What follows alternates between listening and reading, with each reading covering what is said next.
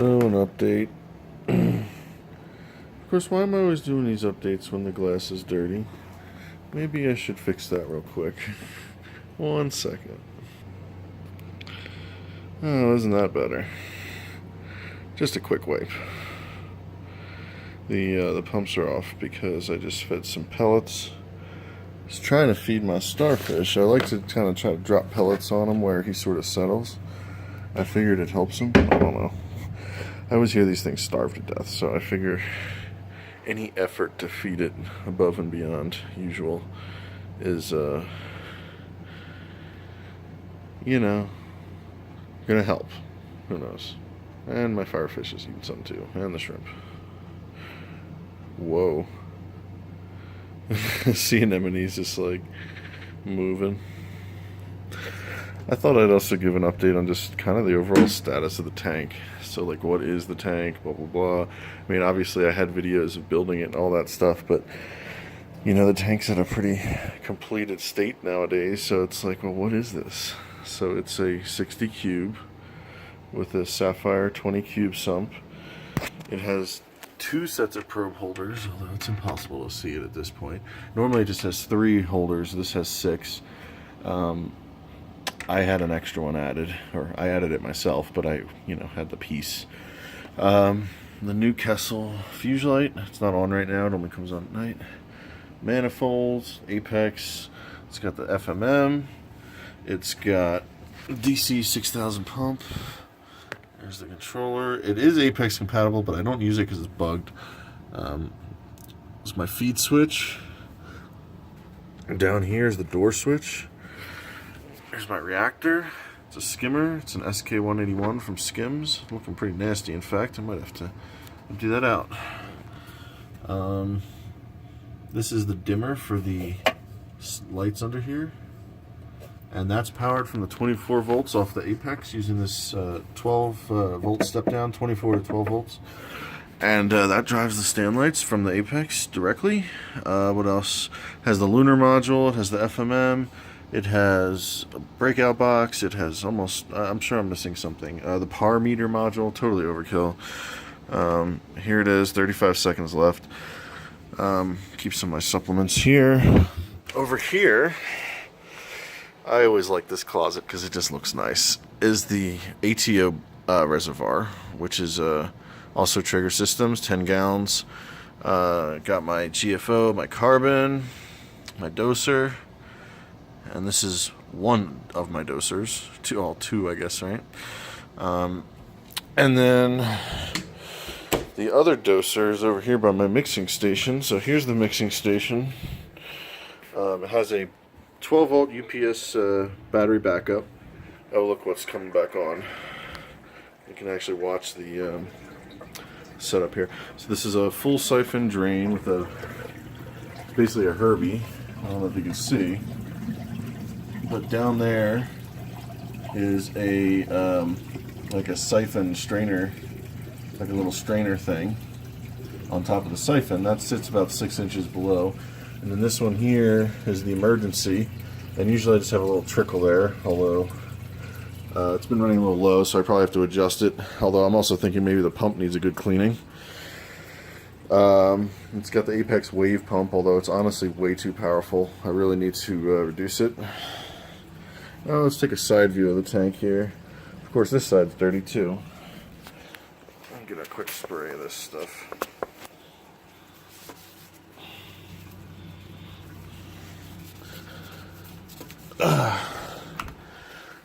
Not that I want to show you cleaning it, but I do like this spray stuff, although my wife hates the smell. It does smell pretty bad, but it works so well. And there you go, it's clean. So yeah, this is the other side here. These green button polyps are starting to grow out of control, but what I really want to grow is the these pink zippers here, which are supposed to get pretty big. I like the zoas that get big. I feel like it's hard to find the ones that get big. Of course, the biggest of them all, the Paleograndis, although this one is a little shrunken right now because it looks like it got pissed off. Probably because the pumps all just turned back on. My candy canes, my starry blenny sticking his head, or no, sorry, that's my bicolor blenny sticking his head out. My starry blenny's right there. Oh, and there's my goby, pink spot, watchman. My Ras, my Coral Beauty. Anyway, let's go back to what I was going on before. I got a 12 volt UPS here. All this does is provide power to the Apex if I lose power to the house. That lets it alert me. The probes will still work. A couple of things will still work, like the flood sensors and stuff like that. So it doesn't power the pumps. I'm still gonna try to have to figure something out for that, but it works for some stuff, you know. So we'll figure that out. What else we got? Over here is an EB4, and plugged into the EB4 is 2 pumps for the mixing station, as well as this doser. And this doser here is for my Nopox. So that's that setup. And this is the mixing buckets. Modular system, they all come apart at the unions. Not too much to say about it that I haven't covered before. Inside them, you can see it has some lock line, fan. This actually has a temperature sensor with a heater and a little, I think it's a PP4 Jabao pump. And I don't usually run the main pump unless I need to move water from bucket to bucket because it tends to make the water very, very hot. It'll be like 83 degrees just from running that pump. So I tend to use the DC pump. It runs much cooler. What else? Not too much. I was just feeding them these pellets. This is Northfin. I use this stuff for my cichlids, but I don't know. I figured I'd try their pellets for marine because they're known for not using much fillers and stuff like that. So, what else? I'm trying to think of other things that I can show you, but I just kind of want to do a video of like the overall tank. It's been a while since I've sort of just did a general update. So this is what the tank looks like. Of course, I have so many other tanks now. What I should really show you is the new frog tank, but I should do a separate video for that. So let me get this uploading, and maybe I'll do a new video of the new planted frog tank. It's not just frogs, but it's kind of going to be the, I don't know, the centerpiece of it. And this tank, I'm curious how the nitrate levels are doing with the Nopox. I'm going to have to do a test. I haven't tested it in like 2 days. I've been testing it almost every day, although I feel like it's getting tiring now. They really say you only have to do it once a week, but I don't know. I have a lot of money in this tank. I don't want anything to get out of control. As soon as those levels drop, I want to reduce the dose. So I'm not gonna screw around with this stuff. But yeah, everything's doing good. The torch died. I don't know if I made a video update of that, but my torch did die. I don't know why, but you know, my local fish store made a good point to me, which is that, well, you know, you see people bringing in frags and colonies of frog spawns and hammers, but when have you ever seen someone just coming in with torches just growing out of control? You never see that. And I think for some reason torches just don't thrive well in aquaria. I don't know what it is, but... Or maybe I just suck at torches, but if you are good at keeping torches, let me know. If you have torches growing out of control and heads popping up everywhere, let me know. I have not met that person yet. Ooh, another little update. Check this out. Look at that. Little baby sun coral. I found that one today. I have found so many now that I can't even keep track of them all. I'm forgetting where they are. There's still the one over here. And there's the one on the other side of that rock, although I don't feel like going over there right now. And then I found one.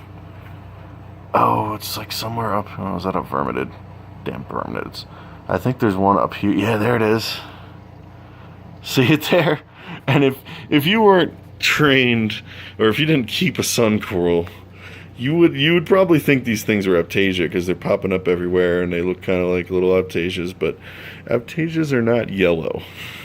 Not sun coral yellow. And there's a few babies over here as well, just on this rock. The biggest of them is this one, and it's actually getting big now. I think because it gets fed well from all the feedings of the sun coral, it's probably getting a lot of a feeding from that. And on top of that, the one up here is probably getting a lot of feeding from the fact that I feed these Montes sometimes. And the Montes are doing good. They're growing into each other, if you see that there, which is kind of what I want. Some people don't want that, but I want that. I want them all growing into each other like crazy, as long as they're not hurt by it. What else? Yeah, I don't know. I lost the dragon warty goby, whatever he was called, tiger warty goby. For some reason, I have no luck with sand sifting gobies. So I'm going to stick with my starfish. I'm going to stick with my Nassarius snails. Got a few more bumblebee snails, actually. My one local fish store, I asked them to track them down for me a few months ago, and one day I showed up and there was just a bunch in a tank, and I was like, oh, that must be for me, because he didn't really tell me or anything. And he said, oh yeah, the owner ordered them for one of the customers. So I was like, oh, clearly he ordered them for me.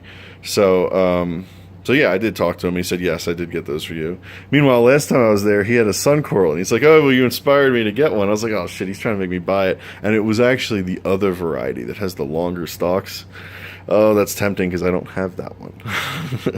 Do I need two different types of sun corals is the question. If I was going to have another type, I'd almost want the black one. But I am kind of curious to try this longer stalk one. Maybe I'll buy the smaller of the two, although I did notice it had some verminids on it. I was just like, ugh. You got to figure, though, sun corals and verminids sort of have the same feeding pattern. They stay in the same spot. They're kind of just waiting for things to come to them, get caught in them. You know, the verminids have their little webs. The sun corals have their little tentacles, but they are exclusive filter feeders, both of them. So they, you know, it's funny. They do tend to, I've seen that before with verminids wanting to be around stuff like sun coral, just because they have that same feeding tendency. But who knows? You know, of course, the other funny thing is the verminids love to be on these branchy things, and so do the sun coral. So, you know, it's, and then of course, you know, the NPS seem to know where they want to thrive. You know, when they stick somewhere, they seem to stick where they actually are going to do well. So anyway, my little rant about sun corals. Look at that, my little ruby red dragonet. I mean, I guess they're technically ruby red scooters. I mean, I haven't really heard them called scooters, but they are scooters. They're scooter dragonets, or whatever you call them. People call them scooter blennies, but they're not blennies. They're just dragonets that scoot. I mean, mandarins scoot too. They scoot around. They don't really come and swim in the open, but I don't know. They get along well in here. You know, usually you can't put two mandarins together, but that's mandarins. You know, dragonets is a slightly wider category, and you can put a scooter or a ruby with a mandarin, usually fine. And I don't know. They mine do well. I've heard of them doing well before online. My fish store says it's fine. That's my other fish store. I have my saltwater fish store. That's where I get most of my fish. Coral I get from the other store a lot because they have the big stuff. Like this Galaxia, this hammer, this frog spawn, that brain. This all came from my other store where I don't usually get fish, but I often get coral. And you can see why. And then I have a third store at Saltwater. That's where I got the stylo and that, not the Recordia mushroom, the other mushroom, Redactus mushroom, something like that? I don't remember. I also got these Montes, the Chalice. That all came from that store. I've got a lot of stuff from all different places. Like the Green Hammer, that's yet another store an hour away. That hammer's awesome though. Branching grows like crazy. Curious to see if it grows another head. I'm wondering if this wall hammer's growing. It looks like there's new hammer heads on the bottom that are like smaller that I don't remember being there before. I've never heard of a wall hammer just like growing, but I don't know. I guess anything's possible. I'm hoping this mushroom will stick.